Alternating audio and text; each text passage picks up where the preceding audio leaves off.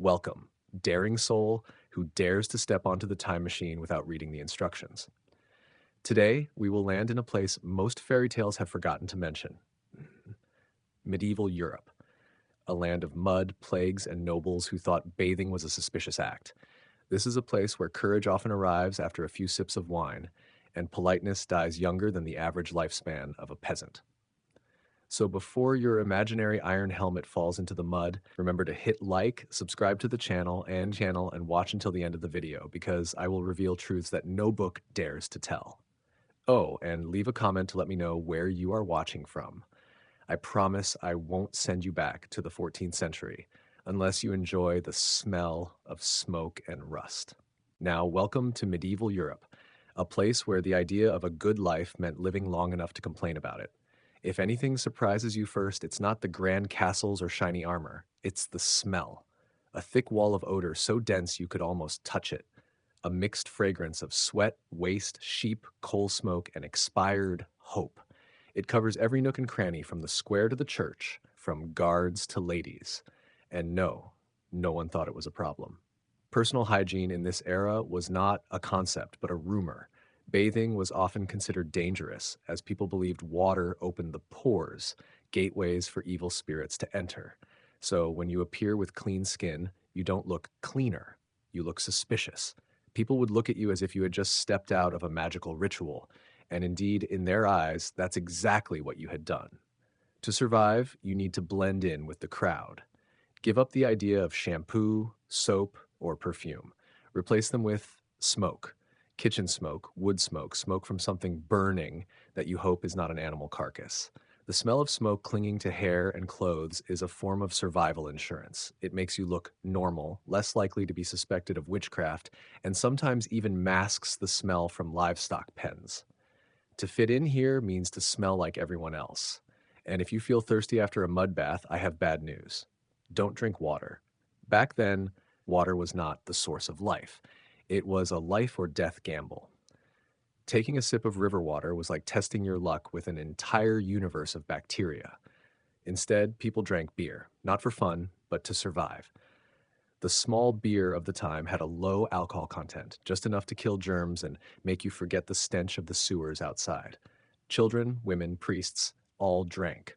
In the Middle Ages, if you refused a glass of beer, you weren't considered sober. You were seen as a biological traitor. And don't dream of a charming tavern with flickering candlelight. In reality, a medieval tavern was a combination of battlefield and damp warehouse, the air thick with the smell of yeast, smoke, and regret. The tavern owner brewed beer by feel, and if you didn't get poisoned, it was considered a compliment. Here, every transaction, rumor, and stabbing started with a glass of beer. European history may even have been decided by people too drunk to realize they were negotiating. But if beer is the soul of life, the church is its nervous system. Religion in the Middle Ages was not just faith, it was a network of power, controlling both your body and soul. Church bells rang like the heartbeat of society, dictating work hours, meal times, prayer times, and even trial times. You could forget your own birthday, but never a saint's day. And if you skip a service, good luck. Neighbors will notice, the priest will ask, and the crowd will look at you as someone about to be tested by fire. The church controlled information by monopolizing knowledge. Books were rare, writing was a privilege of the clergy. If you could read, you belonged to a class considered dangerous. Independent thought meant heresy. One wrong word, one small doubt, and you could become a living or dead example for the next sermon. But don't be too pessimistic. In that shadow of ignorance, there were still rays of light. Scholars, chroniclers, and curious monks who quietly preserved the seeds of human knowledge, even if they themselves could be burned for it. What about medicine? Call it the art of optimism. Medieval doctors didn't have degrees like you think. They had a thick book, a bag of knives, and the belief that every disease was caused by an imbalance of the four humors: blood, yellow bile, black bile, and phlegm. If you were sick, they would try to rebalance you, often by bloodletting. Feeling weak, they'd bleed you some more because obviously you weren't weak enough. Some treatments included leeches, skull drilling, or incense in a closed room. And if you survived, congratulations, you were healed, not of illness, but of the fear of dying quickly. Hospitals at the time were almost like funeral homes with beds. Being treated there meant being cared for by dedicated monks, people who believed prayer was the best medicine after bloodletting and smoke. Medical instruments were washed with faith and wiped with sleeves. Some doctors believed plagues were God's punishment, so instead of medicine, they advised confession. The result, death was not prevented, but at least it was legitimized. And fashion, don't think you could blend in with a 21st century hoodie. The Middle Ages had something called sumptuary laws, a legal system regulating who could wear what. It was how society maintained order with threads. Peasants wore coarse fabric, merchants were allowed more color, nobles draped themselves in silk and fur. One wrong stitch could get you fined. Wearing a ring without a title was overstepping. And if you accidentally appeared with jeweled shoes, sorry, you just declared war on the ruling class. This system was not just about clothing, it was a declaration of your place in the universe. Every thread told who you were, how much you were worth, and who had the right to touch you. Beneath the nobles' extravagant cloaks were mildew, heavy fabric, and sometimes even lice. But they were proud of it, because to them, suffering was a status symbol. Meanwhile, peasants in tattered clothing had the smallest freedom. They didn't need to pretend. In short, if you travel to medieval Europe, don't try to live well. Try to survive. Forget luxury, forget cosmetics, and let sweat be your friend. This world is not for the clean, the rational, or the sunscreened. It's for those who can laugh in adversity, close their eyes when drinking beer, and bow when the church bells ring. If you can do those three things, you don't just survive. You officially become a true medieval person. If you just stepped out of the time machine wearing a hoodie or modern sneakers, congratulations, you've just violated at least three 14th century sumptuary laws before breakfast. Every modern thread is considered a sign of the devil, or at least of an arrogant merchant. The local priest will quickly notice you and will certainly want an explanation, whether you are a peasant, a merchant, or a noble. Don't think the upper class is safe. They compete by draping themselves in as much silk, fur, and jewelry as possible, like an endless contest of unrealistic wealth. Even pointed high-heeled shoes were the fashion of the time, so long they had to be tied to the knees, making men look like fierce ducks and women dragged through heavy garments weighing tens of kilos covered in mud. If you're lucky, some noblewomen only need to breathe to scare everyone. The simplest survival strategy: dress like a peasant. Brown, rough, unnoticeable, become an invisible background in the medieval stream of life.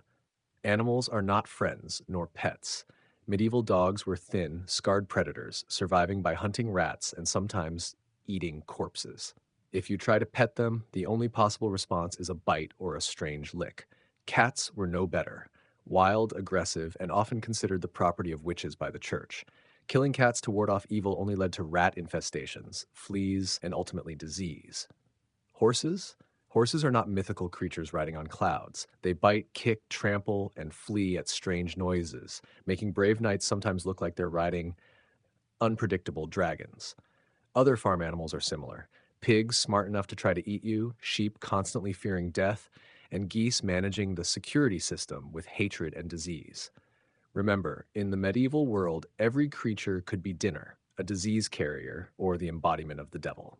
Survival is not just avoiding bites or illness. Your mouth is your most precious treasure. Dentistry, as we know it, did not exist. Peasants chewed on twigs rinsed with coarse alcohol, while nobles relied on barbers to pull teeth or use hot irons on the jaw to relieve toothache. Survival rates were low, but at least you would be free of pain. Having teeth was lucky. Healthy gums were divine. Toothbrushes, toothpaste, antibiotics, all luxuries in history. Diet was also a survival challenge. Bread was common, but often made from black barley or coarse grains, heavy enough to be used as sandpaper. The poor added fillers like sawdust or weeds, while nobles ate smoked or salted meat to mask the smell of rot. Vegetables were a luxury for peasants. Sweets were rare, often beer-soaked bread, considered dessert if you hated yourself. Knives and forks were rare, spoons shared, and eating with hands was the norm. Washing hands? Optional. Everything survived thanks to stews simmering continuously for hours, days, even weeks. Don't think politics or kings were a salvation. Here, power is a complex network of laws, church, and fear. Anyone daring to question a king or prince could end up executed publicly. Note, your modern intelligence has no place in this world. One wrong word, doubting religion, or even being overly curious could mark you as a heretic with a tragic ending. If you are lucky to survive church service, prepare for an hour-long sermon in Latin that no one understands except the priest. Bells ring controlling life, and every hour of the day belongs to the church. Religion is the medieval Wi-Fi system. You must connect, not understanding how it works, but losing the signal could get you punished. Disease, war, famine, all wrapped within religious rules and social order. To survive, learn to bow, drink beer, eat bread, pray, and avoid any suspicion. So, when stepping into medieval Europe, you must forget all concepts of cleanliness, cosmetics, personal power, and modern safety. Become a peasant looking background, smell just enough to blend in, avoid the attention of all priests and nobles. Keep your mouth shut, eyes open, and prepare for experiences unlike anything you've known, from food, animals, laws, to church and government.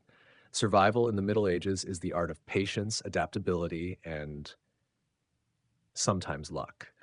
And if you succeed, you will understand that staying alive is worth more than anything else, even silk robes, high heels, or fragrant perfume. You've just survived plague, rock hard bread, and arbitrary executions. But congratulations, the challenge doesn't stop here. Welcome to the world of medieval politics, where loyalty is judged like a returned item, and you can lose your life simply by choosing the wrong noble. In medieval Europe, loyalty was never rewarded. One oath to the wrong person, and you immediately become a criminal.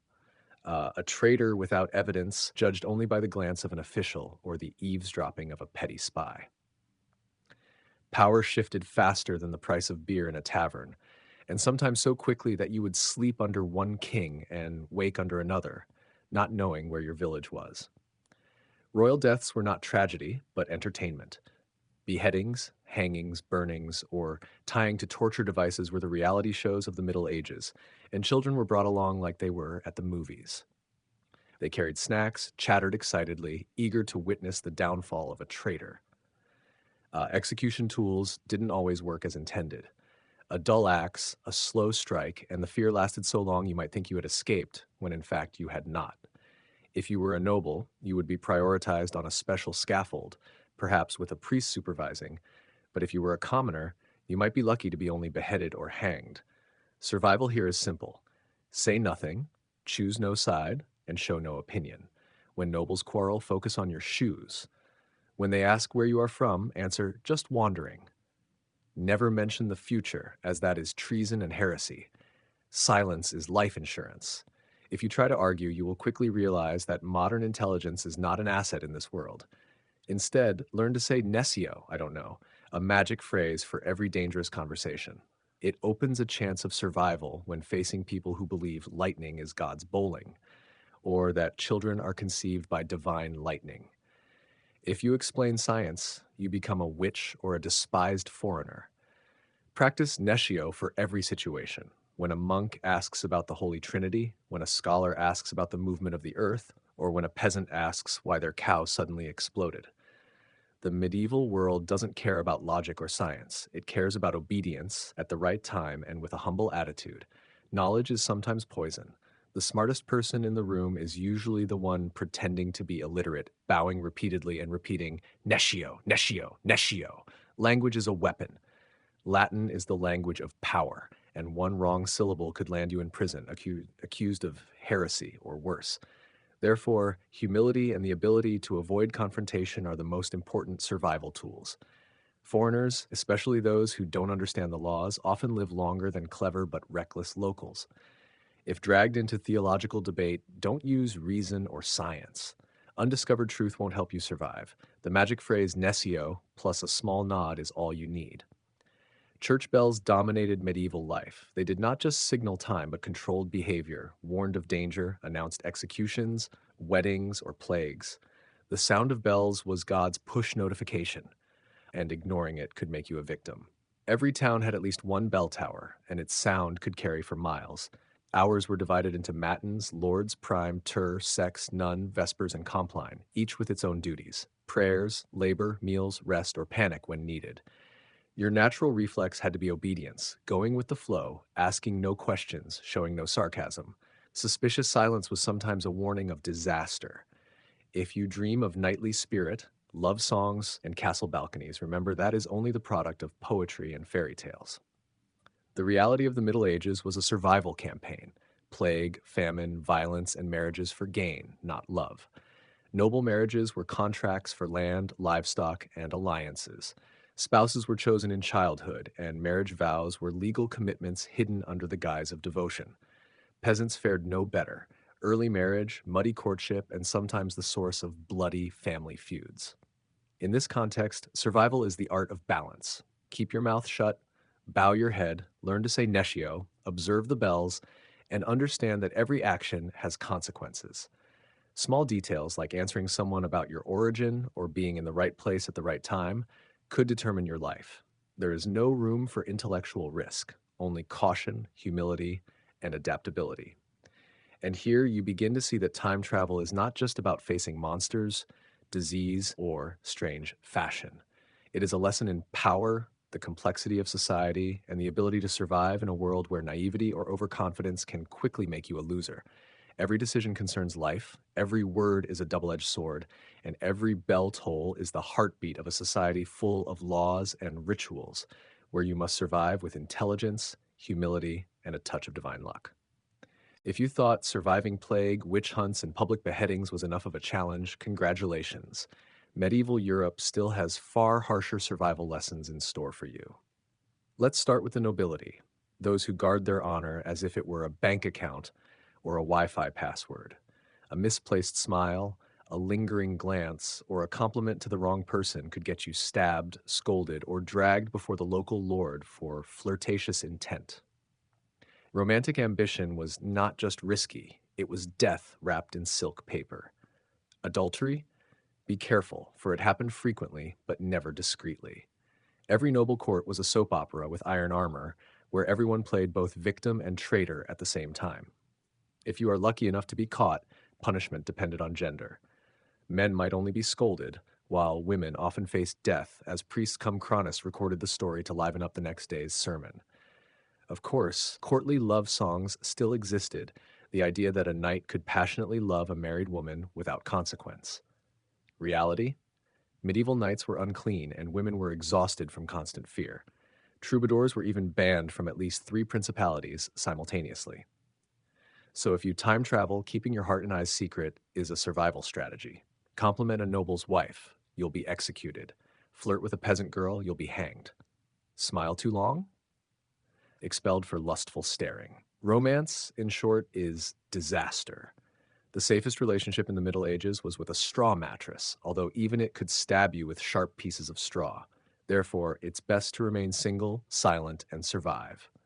Once you've navigated politics, plague, and deadly romance, the next challenge is witch hunts, a talent show of the Middle Ages, except the talent was gradually disappearing. Bad weather, crop failure, and people in need of someone to blame. The perfect context for a cat owning old woman living alone with arthritis to become a witch. The logic of witch hunts was perfectly insane. If a cow stopped giving milk, if your child sneezed twice, if bread burned, you could be cursed. Trials decided who lived or died based on minor signs: moles, freckles, or the way you screamed when pricked with a needle. Scream too loud, you're a witch. Scream too little, you're a witch. What to do in this situation? Blend in. Don't heal, don't keep cats, and don't hover near fire or water. This is not a game, but the art of survival. If you survived witch hunts, the next challenge is plague, also known as the Black Death. It's hard to imagine witnessing corpses piling up in the streets daily, people panicking and fleeing, while plague doctors wore beak masks, stuffed with herbs, and used sticks to push patients from a distance. No gloves, no masks, only smoke, stench, and screams echoing through the streets. Survivors had to find their own way, avoid crowds, and learn not to be overly curious. In this world, curiosity didn't just kill the cat, it killed thousands of people. Even if you survived all these dangers, comfort never existed. Crop failures, lordly conflicts, comets signaling the end of days, and constant fires. Castles were not paradises, they were drafty refrigerators full of angry nobles, smoke, and cold. Peasants at least froze outside with some dignity. No one in the Middle Ages felt comfortable. People lived temporarily, painfully, and under invisible rules. Yet at the same time, they were stubborn, laughed, drank, sang poorly, and sought joy amidst the cruelty of daily life. Admirably, they adapted. They knew how to use anything to survive, learning to avoid confrontation, observing the bells that signaled time and danger, knowing when to bow, when to stay silent. This is the art of survival in a society where anything could kill you. Words, glances, crops, plague, even tasting bad bread. When you time travel, things as simple as sleeping, eating, or bathing become precious gifts. Finally, once you return to the modern world, enjoy the obvious things: clean water, plumbing, toilets, Wi Fi, and the freedom to flirt without fear of execution. Remember to light a candle for the medieval souls who never enjoyed the basic conveniences we take for granted. They lived, fought, and laughed amid death, hunger, and disease. And if you are lucky enough to survive all of it, you will understand that comfort, safety, and freedom, things we consider obvious, were actually luxurious gifts that never existed in medieval Europe. Female gladiators or gladiatresses fought not only to survive, but also to assert their existence in a world entirely dominated by men. When entering the ludus, the gladiator training school, they left behind everything familiar: neatly pinned hair, hands once knitting or writing poetry, delicate dresses, and noble titles, all left outside the iron gates. Instead, they possessed bodies honed into fighting machines, with taut muscles, hands skilled in sword and shield, and iron wills to face death at any moment. The first days in the ludus were far from easy. Female gladiators began with wooden swords and light shields, learning to maintain balance, move their feet, and observe their opponent's reflexes. A fall, a misstep in stance, or a slow swing could result in harsh strikes from the lanista, the trainer. The air was always thick with the smell of sweat, iron, and tension. But over time, their bodies and minds synchronized with the rhythm of training. The clanging of swords, steady breathing, swift footwork, calculated like pre-planned strikes. Every hit, every dodge was a lesson, a strategy to survive and to captivate the audience. Their diet was an essential part of preparation.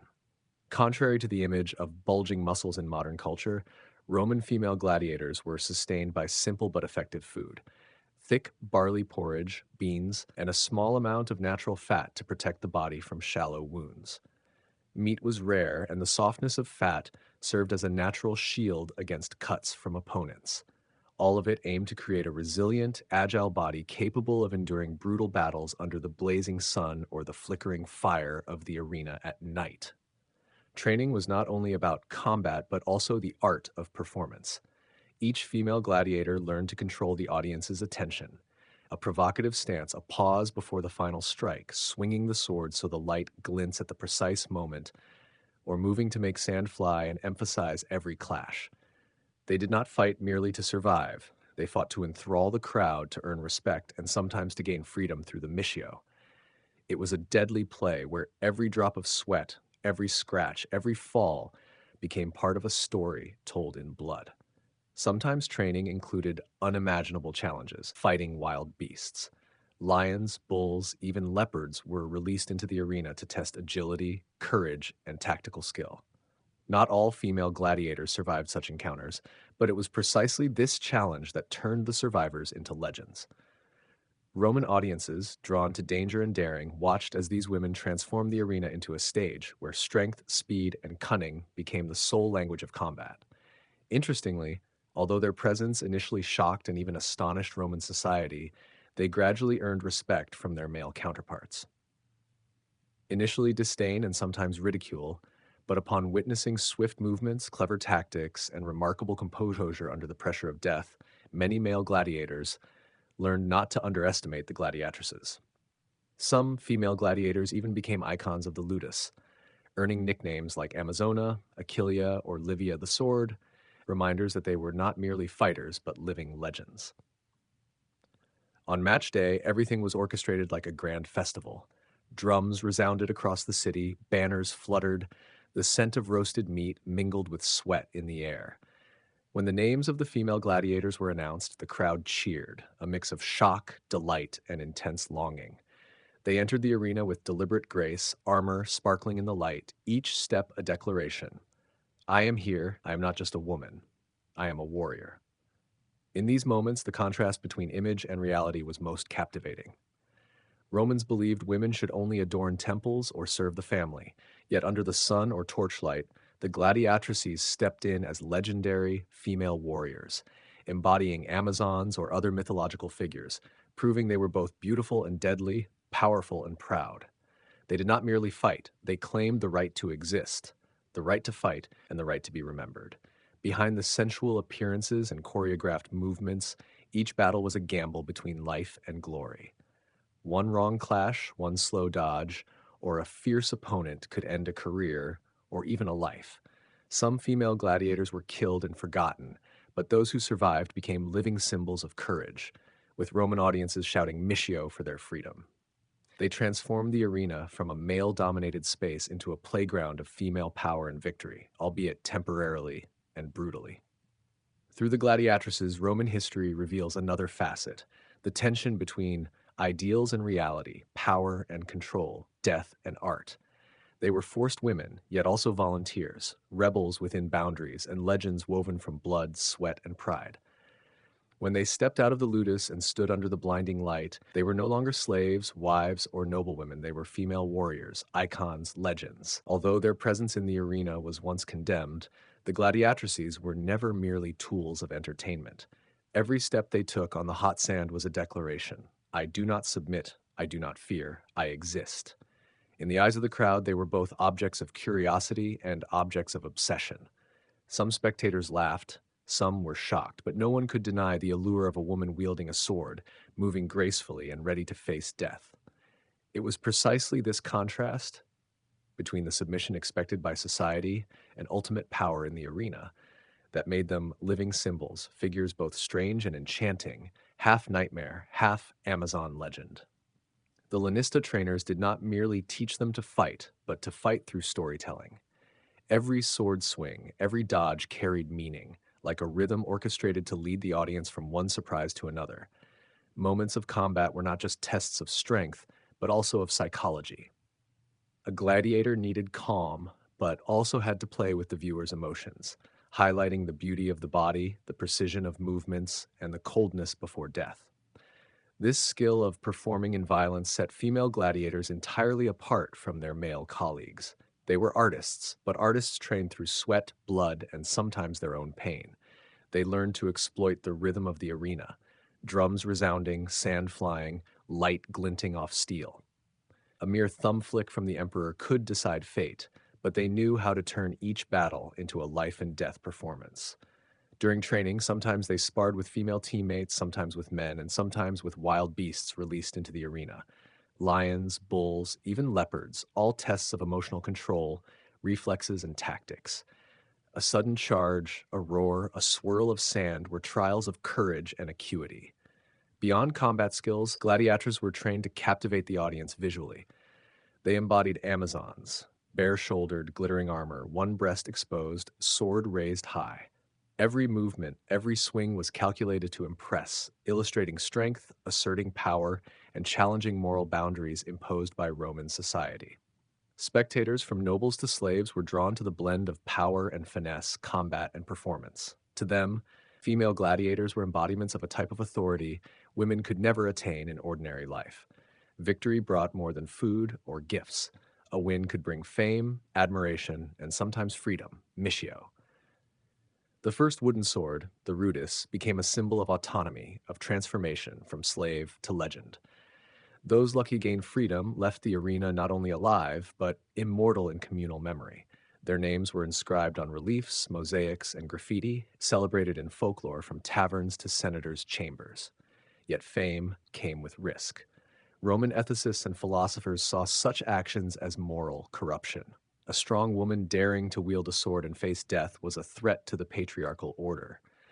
Their victorious image served as a reminder that power and respect were not solely male privileges, that women could challenge and determine fate, even if only in the fleeting moments of the arena.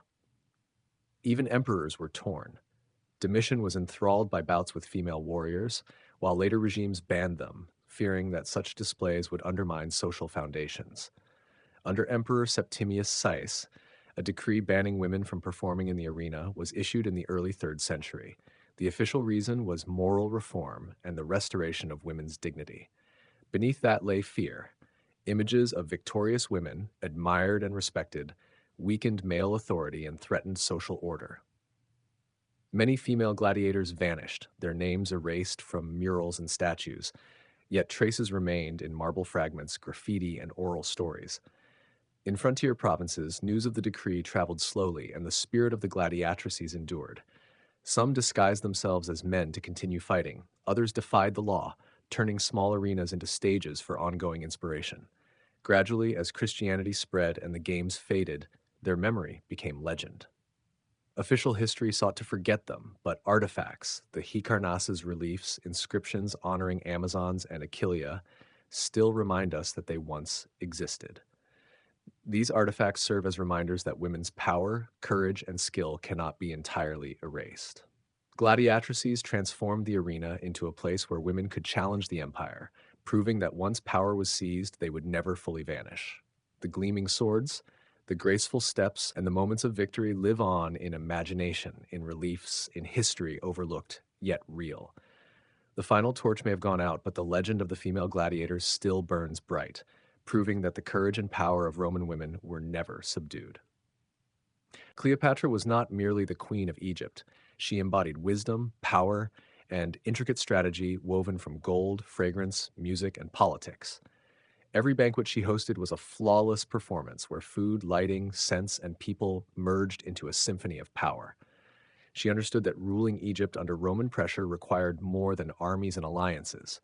Spectacle and the ability to enchant were sophisticated weapons no less potent than legions or warships.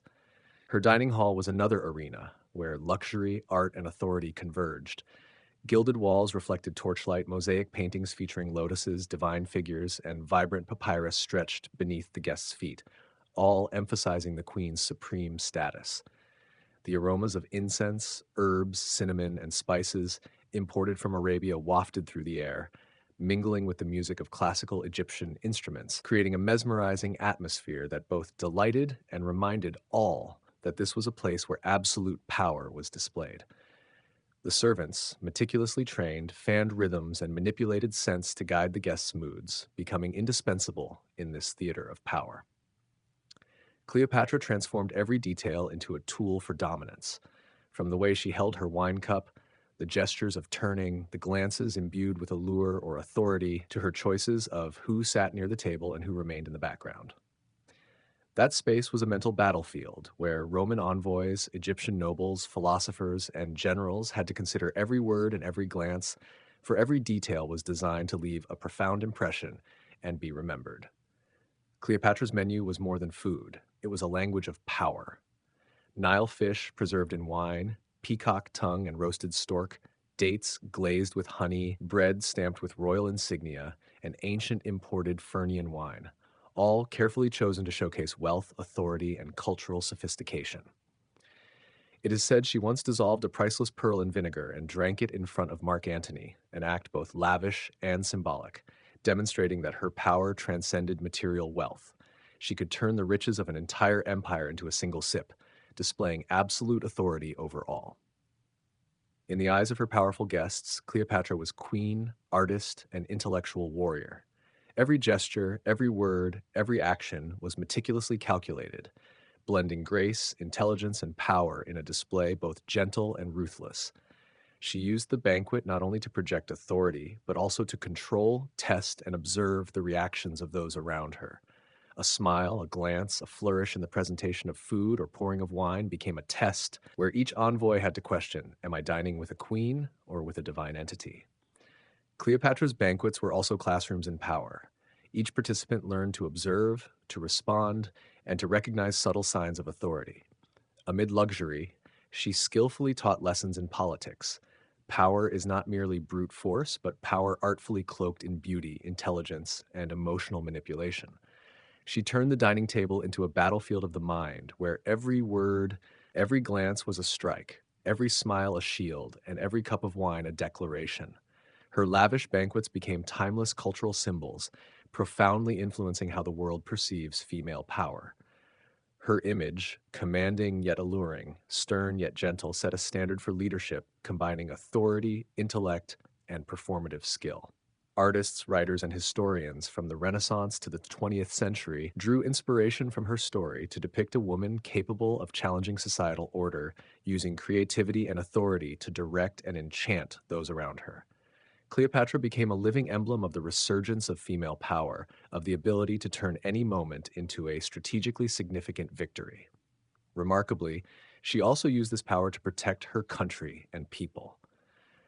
The banquets were not merely displays of personal opulence, but diplomatic tools, strengthening alliances, testing partners, and deterring enemies.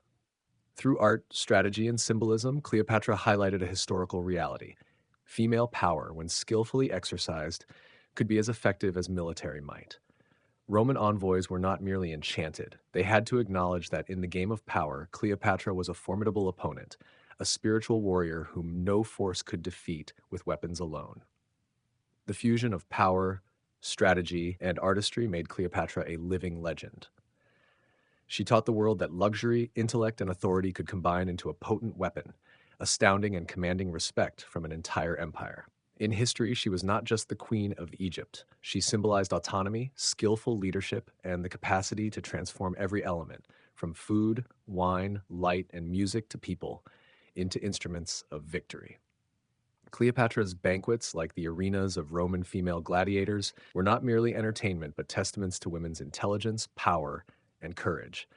They served as reminders that even in the harshest and most patriarchal societies, women found ways to step into the light, shape destiny, and inscribe themselves into history.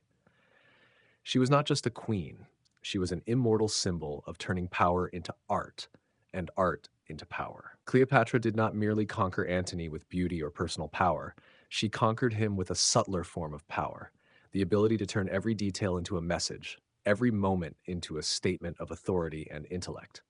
When Antony stepped onto the gilded ship, draped with purple sails exuding incense, Cleopatra did not just appear. She reenacted the myth of Isis, more vivid than any statue or painting had ever portrayed the goddess. Every step, every gesture was staged like a political play, her hair braided with pearls, shimmering, hand lifting a carnelian cup filled with fine Fernian wine, eyes both challenging and alluring. Flutists played, lyres hummed, sailors clapped softly, and the rustling of sails created a mystical symphony where every sound guided Antony into her web of power. The banquet on the ship was not merely a personal display. It was a diplomatic strategy, where Cleopatra taught Antony that true power did not always come from legions and swords, but sometimes from the ability to dominate a partner's imagination and emotions. Every dish, from roasted birds stuffed with dates and honey, Nile fish marinated with saffron, to wine-soaked pastries, was presented in a meticulous sequence symbolizing Egypt's wealth, authority, and strategic intellect. Each cup of wine, each gold-embossed plate, was not merely for consumption, but a subtle weapon in a psychological battle, with Cleopatra holding command. She knew that for Antony to become an ally, and beyond that, a devoted admirer, every detail of the experience had to be controlled, from the reflection of oil lamps to the glint of precious metals on the table, to the perfectly timed silence, where all present had to guess intentions, unsettled by the queen's mystical power. Cleopatra turned opulence into a tool for mental domination, making Antony not only respect her, but naturally place his trust and loyalty in her hands. Cleopatra skillfully used cultural and religious elements to reinforce her position. In a space arranged like paradise, she embodied Isis, protector of Egypt, while Antony, though a powerful Roman general, assumed the role of Osiris, the divine consort dependent on the queen's authority. This fusion of political power and religious ritual drew Antony, accustomed to strict military discipline, into a divine illusion, a chess game in which Cleopatra always moved first. She created a space where every action carried meaning, every glance conveyed a message, making Antony part of a stage of power without realizing it. Cleopatra's power strategy also relied on deep understanding of her counterpart's psychology. She knew that even the bravest Roman general could be enchanted by luxury, refinement, and perfectly orchestrated reverence. Every smile, sip, and invitation to taste a dish was calculated so Antony would not only be enthralled, but dependent on her approval, transforming the queen's power into something irresistible. Even auxiliary entertainments, dancers, musicians, poets, served to amplify Cleopatra's mental authority, making Antony feel he was witnessing a force beyond reach, a power no weapon could oppose. Beyond Antony, Cleopatra used this power to reinforce dominance and prestige before the entire court and visiting envoys. Every element, seating arrangements, lighting, the sequence of dishes, music, and scents, was a tool to demonstrate that she stood at the center of power, and all others were invited into a world she completely controlled. Even the positioning of Antony and Caesar as divine figures from an Egyptian perspective became indirect acknowledgement of Cleopatra's authority. She ruled the nation while compelling Rome's most powerful men to bow before her mastery of control and refined charm. Yet Cleopatra's true strength lay not in opulence or divine authority alone. It lay in her ability to combine intellect, strategy, and artistry to turn every action into a statement of power.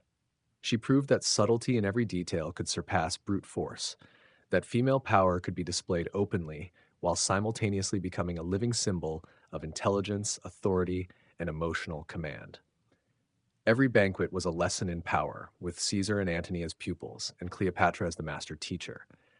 In her Egypt, the banquet became a battlefield, a stage and a classroom all at once. Every guest action was observed, every word analyzed, and every emotion guided. Cleopatra was not merely a queen. She was an architect of power, a stage artist, a political strategist, and a brilliant diplomat. Through these lavish banquets, she maintained authority and etched her legacy into history, leaving an indelible mark: the ability to make the world's most powerful men submit, not through force, but through intellect, artistry, and the power of image. Thus, Cleopatra's banquets became timeless symbols of female authority, strategic acumen, and the art of seduction. They remind the world that power is measured not only by soldiers or swords, but by the ability to dominate the minds, emotions, and imaginations of others. Through her intelligence and sophistication, Cleopatra redefined power, proving that a queen could command both the hearts and minds of the mightiest, and that true strength sometimes lies in the art of conquering the human soul. Cleopatra's banquets were not merely displays of luxury, they were sophisticated instruments of power, where every action, every object, every glance was designed to reinforce the queen's authority. Outside, Alexandria remained a bustling, volatile city where the populace endured years of hardship, droughts, or floods. But inside the palace, everything was constructed as a separate universe, with Cleopatra at its absolute center. She knew that to maintain influence over the powerful, opulence had to become irresistible, something that made Antony and the Roman envoys not only submit, but be utterly captivated. Each banquet was a theater of power, from the moment guests passed through the gilded palace gates to their departure, hearts filled with admiration. Gilded oil lamps, purple Tyrian silk canopies casting shadows on mosaic floors, the aroma of incense and exotic woods permeating the air, created an atmosphere both enchanting and intimidating, ensuring that anyone entering remembered they were facing a woman unmatched and uncopyable. Cleopatra did not rely solely on light or scent. She used sound, movement, and even moments of silence to manipulate her guests' psychology. Musicians played melodies on harps, flutes, and pianos, light claps from slaves, the rustling of silk and wooden floors, all combined into a symphony of power that Antony could not look away from. Even food became a political instrument. Each dish, from Nile fish seasoned with saffron, roasted birds stuffed with dates and honey, to wine-soaked pastries, was served in a meticulous sequence, symbolizing Egypt's wealth and prosperity.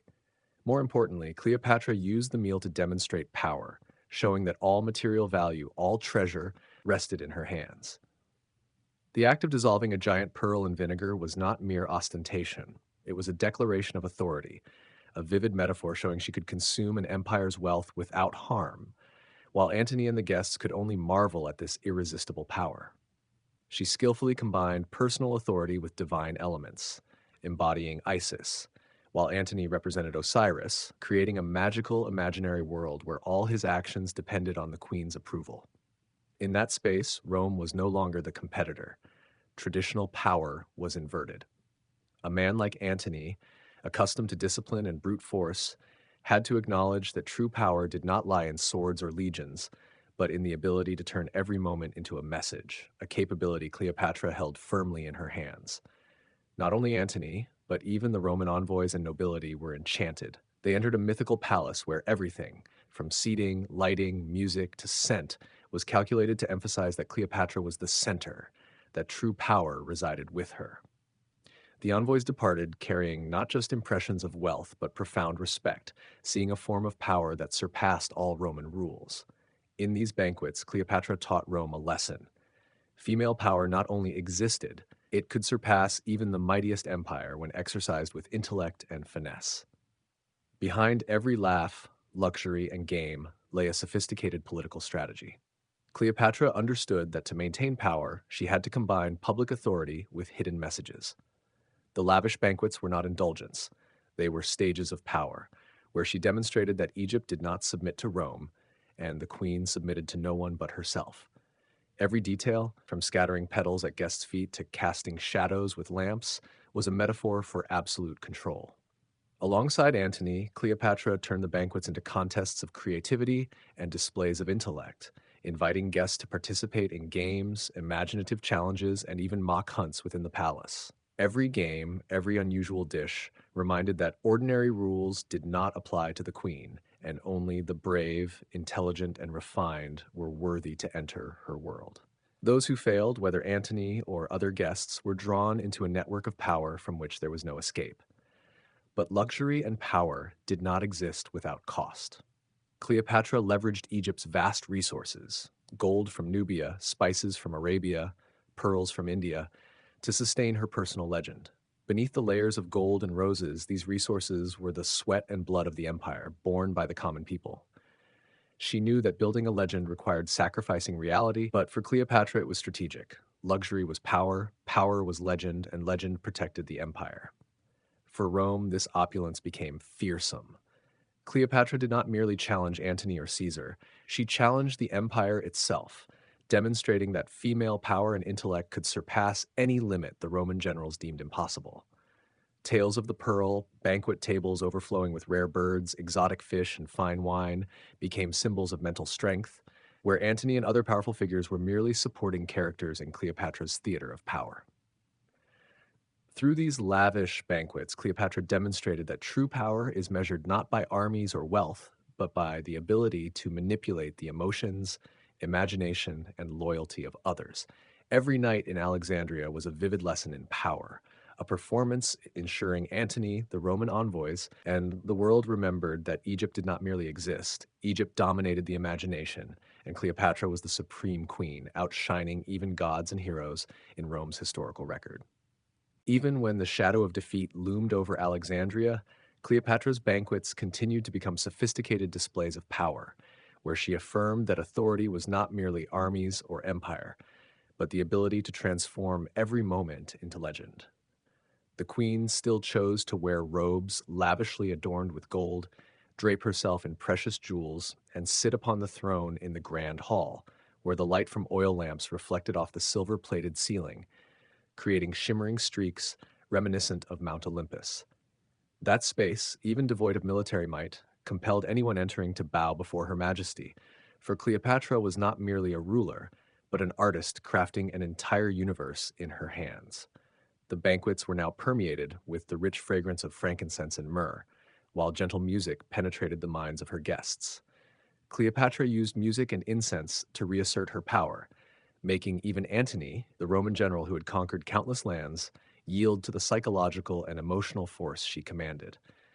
In alternating light and shadow, she transformed the meal into a divine drama, where food, wine, and gestures carried profound messages. Egypt remained the center of power, and she was the supreme queen, even as the empire seemed to crumble around her. Every dish presented became a symbol of authority and control. Exotic birds from the Lebanon mountains, rare fish from the Nile, fruits imported from elite gardens, all were not only to satisfy the palate, but to emphasize that all wealth lay in Cleopatra's hands. This act made Antony no longer the powerful Roman general, but a guest in the world the queen had created, where every gem, every cup of wine was a test of loyalty and intellect. Within these banquets, Cleopatra taught that true power lay in the ability to manipulate perception, imagination, and allegiance, not merely in military strength or political authority. Cleopatra also skillfully turned darkness and fatigue into artistic tools. As night deepened and Antony began to grow weary, she maintained the luxurious spectacle, cleverly making exhaustion a moment to reinforce psychological dominance. Each sip of wine, each jewel, each glimmering light was no longer mere decoration. They were instruments of control, reminding Antony that even as his body weakened, Cleopatra's myth and authority remained undiminished. She transformed despair into an aesthetic of power, compelling even Rome's most powerful to bow before her creativity and strategy. Even in the face of impending military defeat, Cleopatra maintained her art of performance in every small detail. Loyal attendants scattered petals at her feet, incense wafted in rhythm with the music, golden light reflected on water from small fountains, all reenacting the queen's power and divinity. The banquet was no longer a festival, but a symbol of resilience, a way for her to challenge Octavian, Rome, and history itself. Even as Alexandria was besieged, Cleopatra turned each evening into a performance defying death, preserving the image of the powerful queen until the final moments. Cleopatra's strength lay not only in material luxury, but in her ability to turn death into a political act and symbol of power. As she prepared to face Octavian, her final banquet became a proud declaration, where every element was orchestrated to emphasize that the queen still controlled the universe around her. Silver plates, ripe fruits, warm bread, and dark wine like blood became emblems of immortality, proving that even when all was lost, Cleopatra retained control over the story and how she would be remembered. She also wielded silence and expression as weapons. Weak smiles, distant gazes, and slow gestures became subtle messages of authority. When Octavian entered, she was not merely a besieged queen. She was a living legend, a symbol of power, intelligence, and resilience. Even her death, the bite of the asp, a carefully staged action, became her final banquet, blending luxury, divine symbolism, and strategy, leaving an enduring mark in history.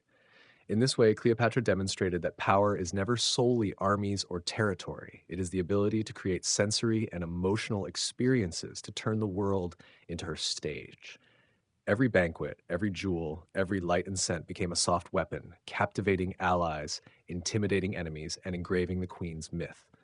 Luxury became living art, and Cleopatra was its master artist, turning death, defeat, and war into the next act of her performance of power. When Alexandria fell, when Antony died, Cleopatra preserved the essence of her stage self, transforming every smallest detail into a symbol of authority, strategy, and legend. She taught the world a lesson that Rome, no matter how mighty, could not forget. True power lies in the ability to turn life, even death, into art, and no one can seize that creativity, even when an empire collapses. As the moonlight bathed the Urian mountains, the sacred rituals came alive, pulsating like the heartbeat of the earth itself. Urian women, from the youngest girls to the eldest matriarchs, gathered around streams and sacred wells where Bindus was believed to reside. Every step, every breath was synchronized with the sounds of nature, the whistle of the wind through the pine groves, the babble of water, and the chorus of insects echoing through the valley. The space transformed into a mystical stage where past, present, and divinity intertwined. The women stood in circles, barefoot on the damp earth, generating an energy that captured the attention of the entire universe. They gathered not merely out of belief, they gathered to sustain the community, protect the harvest, and ensure the prosperity of every Urian family. The most experienced women, often herbalists, seers, or charm makers, led the rituals with ancient chants spoken in a language preserved only through memory and oral tradition. These chants reverberated like waves against the cliffs, making nature itself seem to join in chorus. These half incantation, half hymn prayers were not merely rituals, they were tools connecting humans with the divine, linking human life with the cycles of land rebirth. Every word, every tone was carefully chosen, like notes in a sacred symphony, intended to maintain spiritual and material balance for the entire community. While the herbalists chanted, younger women danced to the ancient rhythms, forming a continuous flow between the human and divine realms. Their raised hands signaled fertility, bowed heads honored ancestors, and graceful spins symbolized the changing seasons and the endless cycles of nature. Their adornments, from shells and bones to bronze, were not mere decorations. Each piece served as a protective talisman, warding off malevolent spirits, safeguarding the harvest, and preserving the community's soul. Crescent-shaped ornaments in silver or horn, representing bindus, worn close to the heart, became survival amulets, reminding that a woman's life and the village's prosperity were intimately intertwined. The power of Urian women was not always visible. It was a latent force, subtly guiding the flow of life, yet profoundly practical. They knew how to use rituals, charms, and music to manipulate natural energy, protect crops from drought, disease, and external threats. When a girl was about to marry, visiting the charm maker was a vital rite, where the talisman not only ensured fertility but transmitted the spiritual strength of ancestors, safeguarding her family for generations. New mothers were given teardrop-shaped pendants to ensure abundant milk, while travelers carried serpent-shaped charms, symbols of protection and renewal. Each talisman told a story, an invisible covenant between humans and the divine, affirming the unbreakable bond between them and nature. The rituals also served as esoteric education, teaching the young that reproduction, harvest, and life were not random events. Every movement in the dance, every recited chant, contained lessons about survival cycles and the deep interconnection between humans and their environment. It was the art of living, where Urian women transformed physiology, spirituality, and nature into a unified symphony, reminding the community that survival depended on understanding and respecting the cosmic order. Their power also manifested in protection and punishment, according to the morality and loyalty of the community. Some charms were made to repel enemies and maintain village peace. Others, more sophisticated, could bind traitors or jealous rivals, but always operated within the framework of ritual and communal law. These actions were not cruelty, they were balancing measures, helping the community maintain order and harmony with the natural world. Men feared but also respected them, realizing that true power was not always measured by weapons or violence, but sometimes by intelligence, intuition, and connection with the divine. As night passed and the moonlight shifted to the silver glow of dawn, the ritual reached its peak. The women formed circles facing the rising sun, singing hymns to Bindus, asking the womb river and nature to bless them. The songs rose like waves, evoking the continuity of life, the renewal of crops, and the unchanging rhythm of nature. When the elder poured honey and goat's milk onto the ground, the cycle concluded, but the power and energy continued to ripple through each person, each village. Smiles, embraces, the morning light, all testified to life, creation, and hope. Through these rituals, Urian women became the lifeblood of the community, spiritual and cultural engineers safeguarding life, harvests, and the land's identity. They maintained the balance between humans and nature, material and spiritual, tangible and intangible. And under the moonlight, in the silence, they continued this role, not merely as women, not merely as mothers or wives, but as the mystical guardians of Uria, etching into history an image of soft power, spiritual strength, and the art of survival. As the gentle morning light touched the Urian mountains, the women's rituals did not merely end, but created a continuous flow of energy that lasted throughout the day. Every bowl of milk and honey poured into the night waters now became a seed, spreading blessings and life into the soil, enriching the land and ensuring abundant harvests. The Urians believed that these rituals not only protected the community from natural disasters and disease, but also maintained the balance of the cosmos, linking the human body to the rhythm of nature. When the young girls returned from the springs, with traces of moonlight still lingering on their skin, they carried the energy of Bindus, and with each step, the life of the community was reinforced. In the villages, the role of herbalists and Vestas was not merely to heal, but to uphold the harmony of the world. They understood that the health of each individual reflected the balance of the entire community, and every ritual, large or small, was part of maintaining this wholeness. The hymns, the spirals and the dances, and each stone dropped into the water were concrete expressions of the deep belief that nature and humans formed a unified whole. When a young girl came of age, undergoing these rituals helped her recognize personal power and community responsibility, thus becoming part of the survival network that only women could sustain. Reproduction and healing were the two most important powers, But every daily action of Urian women also held sacred significance. When preparing meals, they used herbs and seeds gathered on days aligned with the lunar cycle, ensuring that the food nourished both body and spirit. Caring for infants was not merely providing breast milk, but transmitting the protection of Bindus through every gesture and lullaby. Children raised in this environment absorbed the belief that every action from movement to speech could influence the flow of life and divine energy.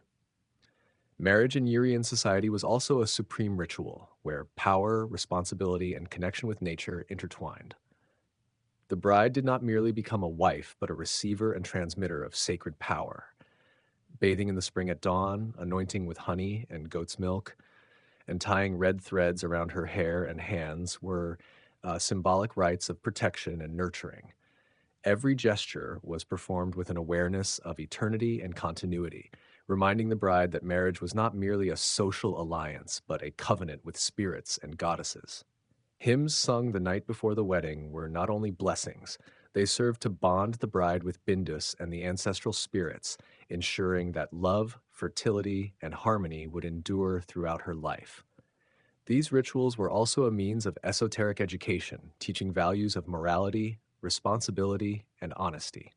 Oaths taken under the moon, with water reflecting its light and symbols drawn in ash on the palms, taught the bride that betrayal would be punished by the principles of the cosmos, while honesty would be protected and blessed. In a society shaped by war and hardship, these rituals created a spiritual legal framework where justice, responsibility, and personal power were reinforced through sacred symbols and rites. For the Urian community, the power of women was never displayed through force. It was the power of connection, knowledge, and intuition. Every ritual, from torchlighting to dropping stones into the water, emphasized that women were the center of life, health, and the tribe's destiny. They were the keepers of fire, water, and balance, not only for themselves, but for the entire community. When storms or disease threatened, it was the Vestas who guided, healed, and reassured, connecting people with nature and the divine.